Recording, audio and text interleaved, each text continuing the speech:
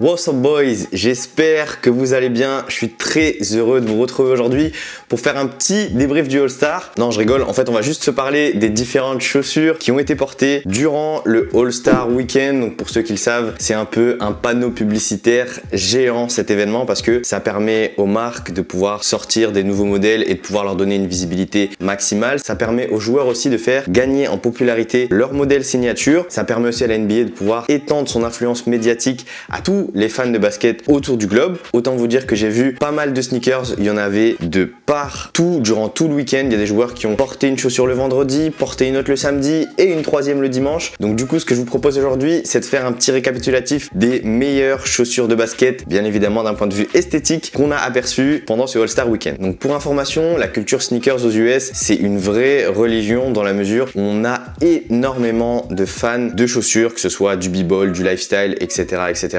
Du coup, la NBA a ouvert il y a de ça un an une page Instagram qui est nommée NBA Kicks, qui vient recenser les différentes chaussures de basket qui sont portées toutes les nuits en NBA. Et là, durant ce All-Star Weekend, on a eu un dispositif réellement spécifique pour les chaussures où on avait un stand avec un repose-pied qui était dédié. Donc les joueurs, avant d'arriver sur le terrain, passaient par ce stand. On avait un caméraman qui était dédié pour prendre les meilleures chaussures, les meilleurs styles durant ce All-Star Game. Donc ça m'a facilité la tâche, on va pas se mentir. Là, on avait réellement un point qui centralisait les meilleures paires, les meilleures chaussures, toutes les nouveautés. Ça a dû être organisé par la NBA, je trouvais ça génial et puis c'est du gagnant-gagnant-gagnant pour la marque, pour la NBA et pour les joueurs. Je vous mettrai les liens dans la description de toutes les paires qui sont actuellement disponibles en France. C'est pas 100% des pompes qu'on va voir aujourd'hui, mais il y en a pas mal qui sont déjà dispo en France. Comme d'habitude, n'hésitez pas à liker et à vous abonner à la chaîne, c'est gratuit, ça vous coûte rien, ça m'apporte grave de la force et ça me permet de créer encore plus et encore plus de contenu identique à celui-ci.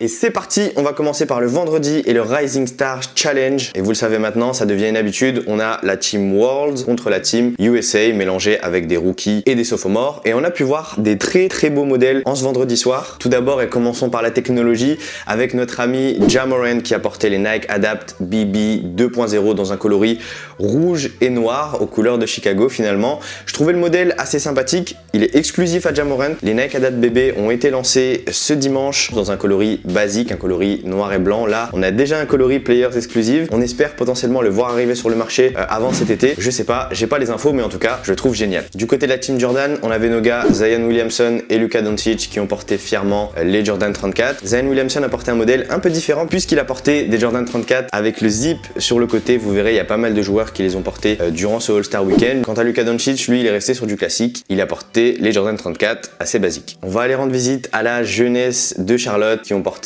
les Nike PG4 All-Star qui se trouvent juste derrière moi. D'ailleurs, je suis en train de finaliser le test, ça arrivera très bientôt. Je trouve que le coloris était pétillant, ça ressortait vraiment pas mal au pied. Ils ont pu représenter leur gars Paul George qui du coup n'était pas All-Star. D'ailleurs, en parlant de gars qui n'étaient pas All-Star, on a eu un représentant de la gamme Kyrie en la personne de Colin Sexton qui a porté les Kyrie 6 tout de rouge et tout de brillant qui sont sortis ce week-end. D'ailleurs, elles sont disponibles en France, le lien dans la description. Du côté d'Oklahoma, on avait Shai Gilgeous-Alexander qui a rendu un petit hommage à Kobe en portant les Kobe AD Wolf Grey. Donc c'était un coloris qu'il avait déjà porté auparavant. D'ailleurs, Shai, c'est l'un des joueurs avec le plus de potentiel en termes de jeunesse et de qualité sur ce qu'il apporte sur le terrain en NBA. C'est un joueur qui portait énormément de Kobe puisqu'il a porté les Kobe AD, porté pendant un moment aussi les Kobe Exodus, un fan de Kobe qui kiffe porter ses paires et il lui a rendu hommage avec la AD Wolf Grey. On s'est parlé Nike, on s'est parlé Jordan, on va se parler maintenant de la team Puma qui était représentée par R.J. Barrett et DeAndre Ayton qui ont porté un tout nouveau modèle Puma, d'ailleurs qui taille très haut avec un scratch sur le dessus. C'est un réel throwback aux différentes chaussures qui avaient déjà été portées durant les années 80-90. Personnellement, j'ai pas encore eu énormément d'infos sur le modèle. Ce que je sais, c'est qu'il va arriver très prochainement en France, à voir si ça vous intéresse d'avoir un test. Franchement, je suis pas hyper fan du modèle actuellement, mais à voir bien évidemment ce que ça donne sur le parquet.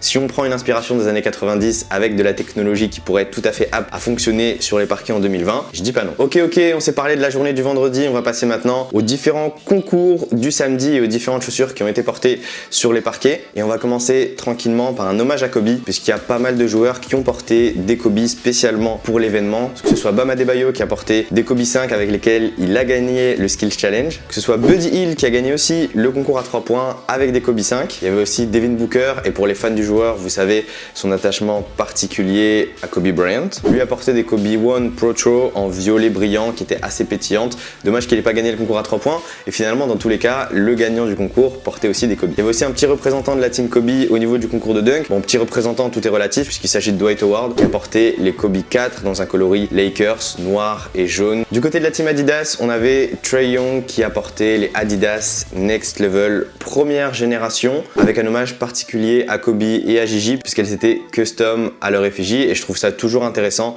malgré le fait qu'il y ait des silos entre les marques Nike, Adidas, Puma, d'avoir des hommages particuliers sur une chaussure sans forcément penser à la marque à laquelle la superstar était rattachée auparavant. Concernant le concours de dunk, on a eu l'heureux vainqueur Derrick Jones qui portait une paire de Puma Clyde Hardwood dans un coloris custom Miami Vice à l'effigie du maillot bleu ciel et rose des Miami Heat. Et je sais pas si vous avez remarqué, mais Aaron Gordon a pull-up sa première paire signature. Je vous laisse deviner la marque. Bon, je suis sûr que 99% n'auront pas trouvé. C'est la marque 361 degrés, qui est à la base une marque de running qui s'est lancée très récemment dans le basketball et qui a choisi comme ambassadeur Aaron Gordon, qui a donc porté son premier modèle signature qui était multicolore. Donc personnellement, en ayant regardé le concours de dunk, je me suis dit mais quelle paire porte Aaron Gordon? Je vous avoue que j'étais complètement perdu, je savais pas du tout quelle paire il portait.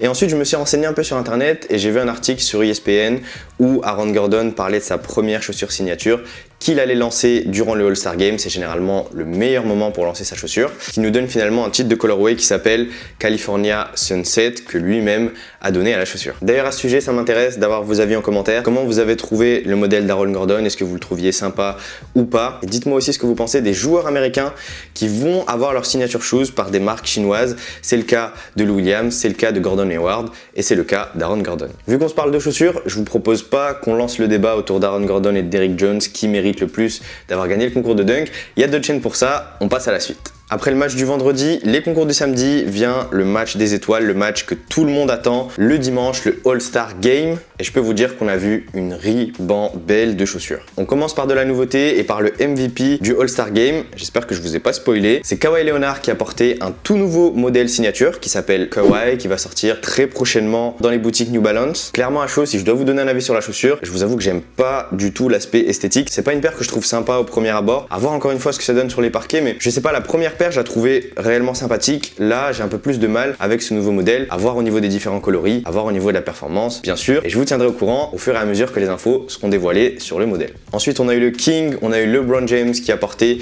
deux coloris de LeBron 17. On a eu le coloris violet qui est dispo chez Nike d'ailleurs, qui est dispo en France. Et on a eu un deuxième coloris sur la deuxième mi-temps qui était vert pomme, vert fluo, que je trouvais réellement sympathique, à voir s'il va être exclusif ou s'il va être réellement proposé dans les différentes boutiques.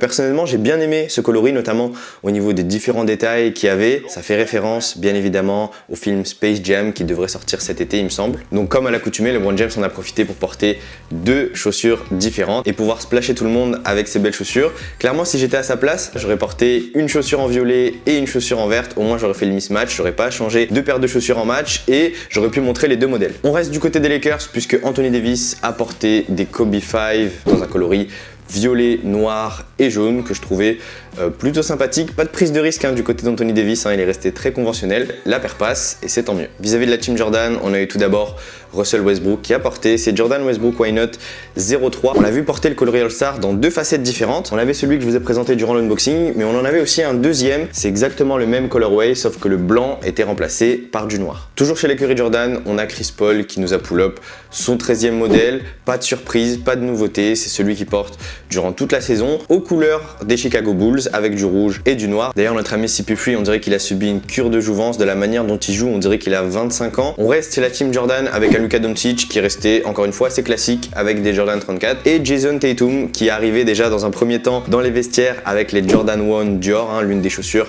qui génère le plus de hype cette année, et il portait en main des Jordan 34 avec le zip, les mêmes que portait Zion Williamson le vendredi lors du Rising Stars. Du côté de chez Nike, on avait Giannis Antetokounmpo qui a porté bien évidemment son modèle signature, la Zoom Freak One, dans un coloris What The avec les différentes couleurs. Je pensais qu'il allait porter le coloris Employee of the Month, qui était le coloris qui est sorti très récemment sur Nike et qui faisait partie du pack All-Star, mais il a décidé de porter un coloris beaucoup plus pétillant. Le coloris What The, d'ailleurs, je m'étais posé la même question par rapport au concours pour le NBA Game Paris où il y avait une paire qui avait été sélectionnée, qui n'avait finalement pas porté lors du game. Donc je pense qu'il en fait un petit peu à sa tête Giannis. Et il y avait son coéquipier Chris Middleton qui a porté la Zoom Freak One dans un autre coloris coloris un peu plus sobres. Toujours chez Nike, on a le MIP de la saison dernière, Pascal Siakam, qui a porté les Nike KD 12. Lors du Skill Challenge, il a porté un coloris génialissime avec les petites couleurs du Cameroun, un coloris que je trouve réellement intéressant. Sur le dimanche, il a été un peu plus sobre puisqu'il a porté les KD 12 qui faisaient partie du pack All-Star Global de chez Nike,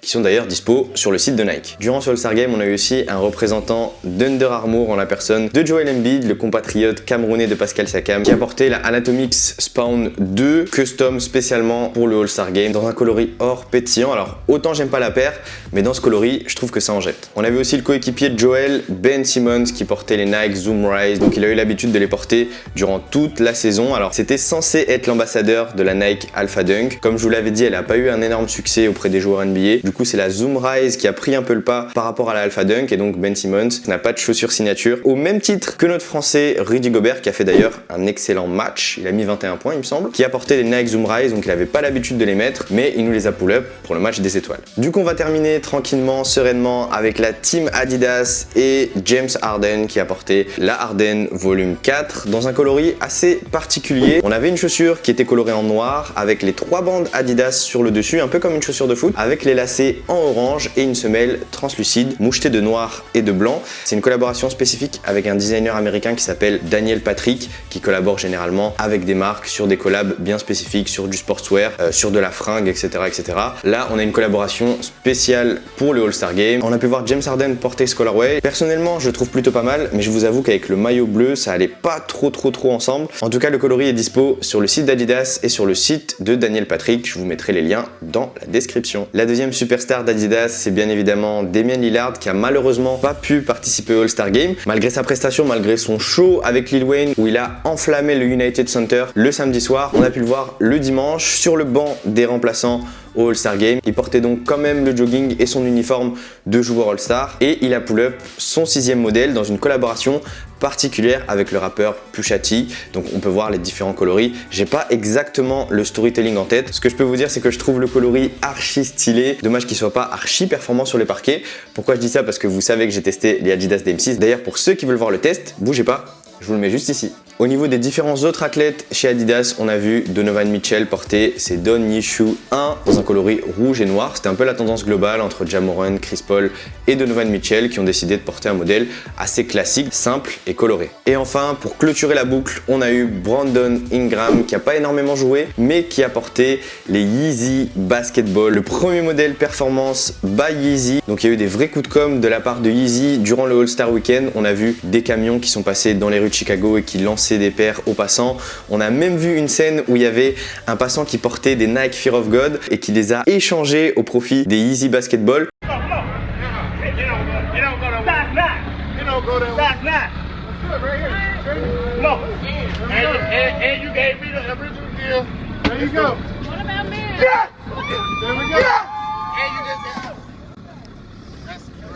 Big Yee. Basketball players. Come on.